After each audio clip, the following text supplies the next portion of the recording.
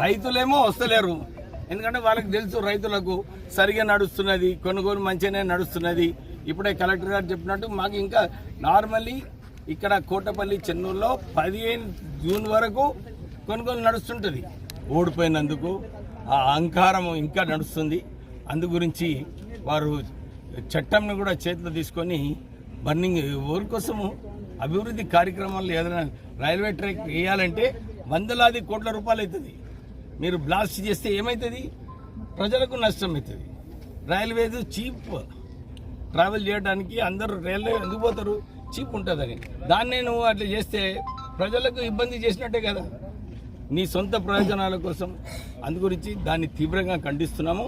చట్టం ఏదైతే ఉందో దాని ప్రకారంగానే అందరు చేయాలి. రైతులందరూ కూడా మేము వారికి భరోసా ఇప్పిస్తున్నాము. సరిగ్గా అన్నీ కూడా ఆఖరి గింజే వరకు మేము కొనుగోలు చేస్తాము.